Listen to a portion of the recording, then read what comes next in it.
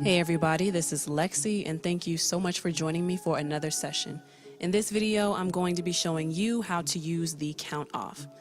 Now, the reason why I use the count off is because it's my go-to option when I'm engineering my own sessions.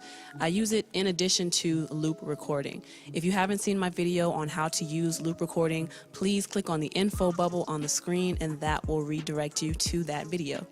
Using the loop record and the count off together just makes it so much easier to record myself when I'm engineering my own session, as you know I like to do, because it just keeps me in the vibe, right? So the count off gives me enough time to get into the booth and get comfortable before I start to sing without having to wait around for my loop to start over again. That way, I'm not wasting time waiting around for that.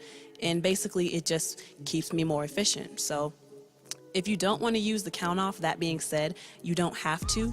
It's just an added feature that I like to use myself when I'm engineering because I feel that it makes my session more organized and a little bit better, So in this video, I'm going to be showing you, or telling you rather, what a count off is, and I'm going to show you how to turn it on, how to set the number of bars before it starts recording, how to use it with a click track, and how to apply it in your own session if you find yourself engineering for yourself. So first off, let's start with the definition of a count off.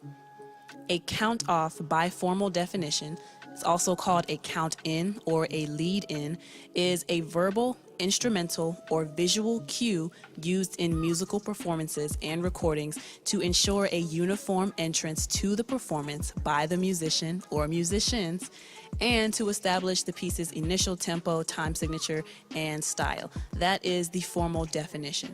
So that is a count off. It's counting off how many bars you specified before it starts recording you. And that's the application that we're going to be using it for in Pro Tools, again, if you find yourself engineering your own session. So now I'm going to show you how to turn that on. Let's get into it. So we have our session here, right? If you look across the top of your screen, you should be looking for something that says count off. You'll notice here that we don't see it. Not a problem. If you run into that, you'll just go all the way to the right-hand side of your screen. Click on this little arrow here. You want to click on MIDI controls. And now we have a whole new little section that popped up. And here is where you can see where it says count off.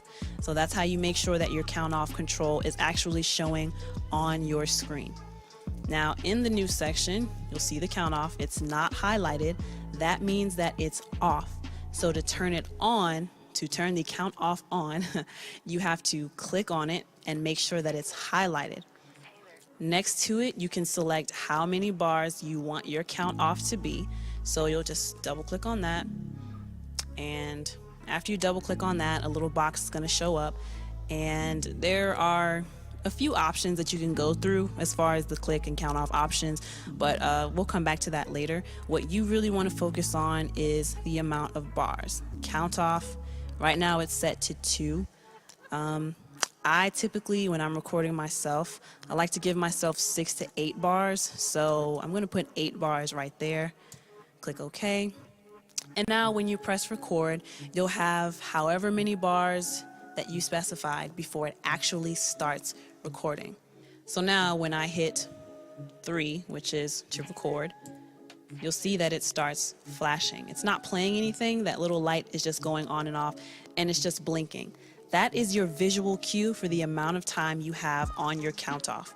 If you want to hear something during the count off, and see it just went there, got 8 bars. So we're going to stop that real quick. If you want to hear something for your count off, you can create what is called a click track.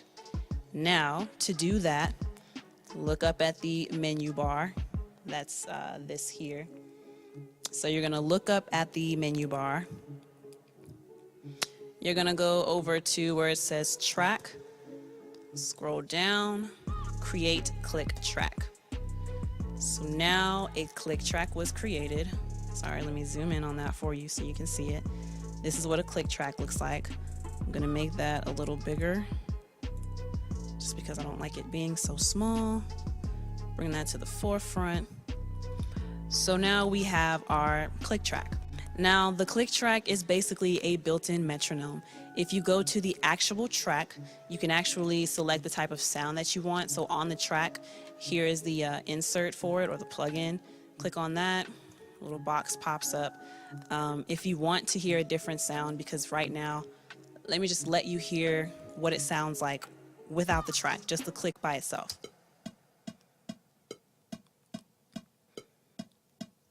So it's kind of like a little beeping noise, right? Well, if you don't want to hear that, you can choose different sounds. So right now it's on a click, and I believe it's right here. Nope, not there. Right now it's on a click. It's the one right below it. So it's not that either. Right now it's on the click track. So if you don't want to hear that annoying beeping sound, this thing here, all you have to do in that little box where it says factory default, click on that, and now you have all of these different options. You can change it to a cowbell, and it gives a little accent on that first hit. A second cowbell, a marimba, or just basically any kind of sound that you want it to make if you don't want to hear that annoying little beeping sound.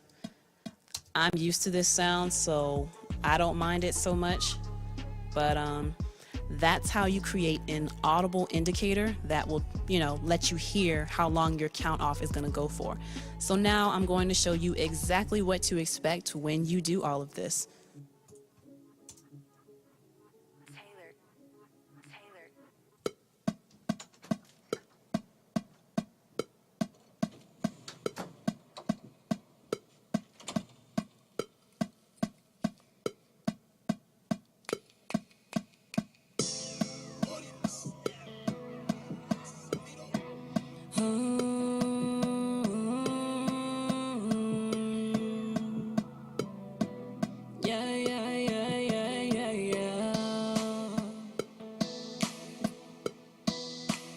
Flow on the track and this beat is retarded. No.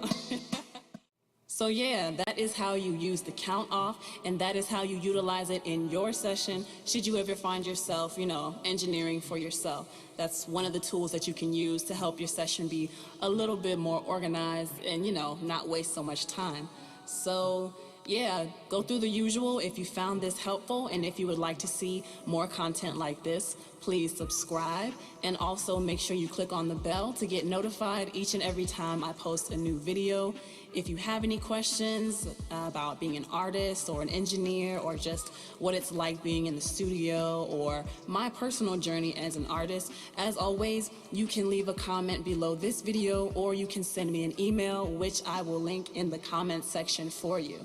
But again, thank you all so much for joining me for another session. Until next time, peace.